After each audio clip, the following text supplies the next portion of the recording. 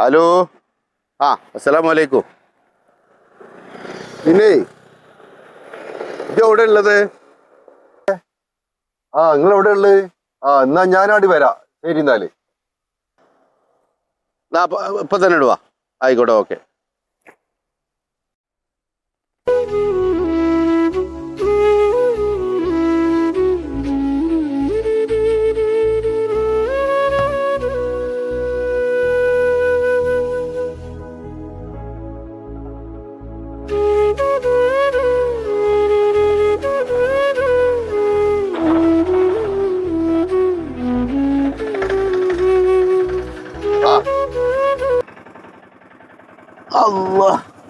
ഏതായാലും എത്തി നന്നായി. അതേ, നമുക്ക് ബാങ്കിലൊന്ന് പോകാനാണ്.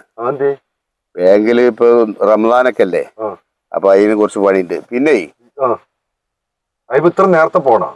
നേരെ ഇറ്റില്ല. ഞാൻ എനിക്കൊരു സംഗതി കണ്ട് ഇറങ്ങിയ അങ്ങനെയാണ്. കുറച്ച് നേരത്തേനാണ് പോണല്ലേ.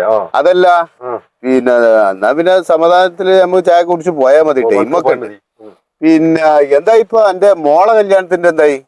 മോളെ കല്യാണം ഇപ്പൊ ഈ സ്വർണത്തിനൊക്കെ വില കൂടി, അതിന് വണ്ടിന്റെ തന്നെ ടാക്സ്, ഇൻഷൂറും അതെല്ലാം കൂട്ടി. ഇനി ഒരുപാട് നിയമങ്ങൾ വരണേ.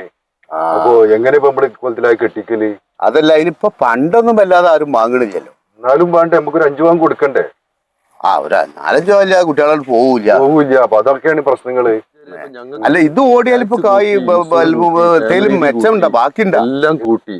പക്ഷെ ഞങ്ങൾക്കുള്ള ചാർജ് ഇതുവരെ കൂട്ടിയിട്ടില്ല. സർക്കാർ എല്ലാം കൂട്ടുന്നുണ്ട്. പക്ഷെ ഓട്ടോറിക്ഷക്കാർക്ക് 5 കൊല്ലം മുമ്പുള്ള അതേ ചാർജ് തന്നെയാണ് ഇപ്പൊ ഇന്നും. അതിനൊരു തീരുമാനങ്ങൾ ഉണ്ടാക്കിയ ബസ് ചാർജ് കൂട്ടി, മറ്റുള്ളതൊക്കെ കൂട്ടിയുള്ള. പിന്നെ നിങ്ങളതായിട്ട് കൂട്ടാൻ ഇത്ര ഇല്ല സർക്കാർ. നിങ്ങൾ സർക്കാരിൽ അതിന് നിരന്തരം അതിനുള്ള ഒരു പരിപാടികൾ നടത്താത്തോണ്ടായിരിക്കും. ചെയ്യണം. അതേപ്പോ എന്ത് ബാക്കിയാ വെച്ചാൽ അതിനൊക്കെ ഒരുപാട് ടാക്സും ഇൻഷുറൻസ് ഒക്കെ കൂടിയില്ലേ. വലിയ റേറ്റ് അല്ലേ ഇപ്പൊ. ഓടിപ്പിക്കാനൊക്കെ ഭയങ്കര പാടാണ് ഇപ്പോ. അല്ല, അതിന് നിങ്ങളെ ചാർജ് ഒന്നും കൂട്ടിയല്ലോ? നമ്മളെ ചാർജ് കൂട്ടിയിട്ടില്ല. അപ്പൊ ഒരുപാട് സ്വർണത്തിനും ഇതിനൊക്കെ കൂട്ടുകയെന്നല്ലാതെ വണ്ടിക്ക് ചാർജ് കൂട്ടിയിട്ടില്ല. ഓട്ടോറിക്ഷക്ക് അന്നും 5 കൊല്ലം മുമ്പുള്ള അതേ ചാർജാണ് ഇപ്പോഴും.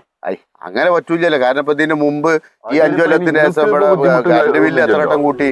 ഞങ്ങൾക്ക് ബുദ്ധിമുട്ടില്ല എന്നിപ്പോ നിങ്ങൾക്ക് കാണുമ്പോ അങ്ങനെ തോന്നും.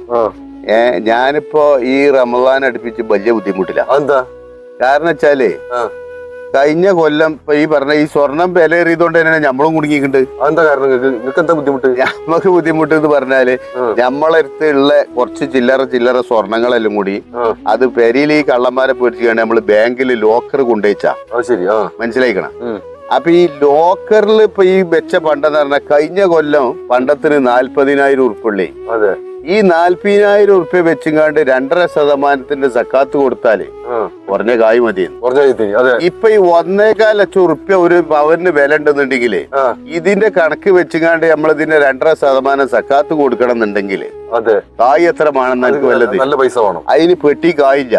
അതിനാണ് ഇപ്പൊ ഞാൻ ഈ പോയിങ്ങാണ്ട് ആ സ്വർണം ബാങ്കിൽ നിന്ന് എടുത്തിട്ട് അതിന്റെ 2.5% വിറ്റിട്ട് ആ കായ് എടുത്ത് സക്കാത്ത് കൊടുക്കാച്ചിട്ട് നിൽക്കുകയാണ്. കാരണം കാണുന്നവർക്ക് നമ്മള് വലിയ ആചാര്യവും കായും ഒക്കെ ഇടന്ന് മോലാളിയാന്ന് പറഞ്ഞിട്ട് കാര്യമില്ല. ഈ കൊടുക്കാനുള്ള കായ് വേണ്ടേ? സ്വത്ത് അവിടെ ഉണ്ട് എന്ന് പറഞ്ഞിട്ടല്ലേ. ഇതിന്റെ ശതമാനത്തിനുള്ള നോട്ട് നമ്മളേക്ക് ഇല്ലല്ലോ. അപ്പൊ ഈ നോട്ടില്ലാത്തോണ്ട് ഇനിയിപ്പോ കഴിഞ്ഞ പ്രാവശ്യമൊക്കെ എന്ന് പറഞ്ഞാല് 40,000 ഉറുപ്പ്യ വെച്ചുകാണ്ട് 30,000 ഉറുപ്പ്യ വെച്ചുകാണ്ടൊക്കെ കൊടുത്തിട്ടുണ്ട്. അന്നൊക്കെ ഉള്ള കായ് ചില്ലറ കായ് മതി. അത് നമ്മൾ എങ്ങനെയും തട്ടിപ്പിച്ചിരുന്നു. മനസ്സിലായില്ലേ? ഇപ്പൊ നമ്മൾ ഇത് ഇത്രയും വില കൂടിയതുകൊണ്ട് ഞമ്മക്ക് ഇതുകൊണ്ടുള്ള ബുദ്ധിമുട്ട് എന്താ വെച്ചാൽ ഈ പണ്ടത്തിന്റെ 2.5% വെച്ച് നമ്മൾ സക്കാത്ത് കൊടുക്കണമെങ്കിൽ അത്രയും പൈസ നമ്മളെടുത്തില്ല. അതുകൊണ്ടാണ് ഞാൻ പറഞ്ഞത് ആ പണ്ട നമ്മളൊന്ന് എടുത്തോണ്ടിരാനാണ് ഇപ്പൊ ഈ ബാങ്ക് പോകാൻ. അത് എടുത്തുകാണ്ട് അതിന്റെ 2.5% വിറ്റിട്ട് ആ കായിന്ന് വേണം സക്കാത്ത് കൊടുക്കണം. അതാണ് നമ്മളെ അവസ്ഥ. മനസ്സിലായി? അപ്പൊ ഈ സ്വർണം വില ഏറിയതുകൊണ്ട് മുതലാളി തൊഴിലാളി എന്നില്ല എല്ലാവർക്കും. അതുകൊണ്ട് അതാണ് ഇപ്പൊ അതിന്റെ ബുദ്ധിമുട്ട്. ഏതായാലും ഇവിടെ നമുക്ക് കുട്ടിയുടെ കല്യാണം ഒന്ന് ശരിയാക്കണം. നമുക്ക് എന്താ വെച്ചാലും പറ്റുന്ന നോക്കാം. ആയിക്കോട്ടെ.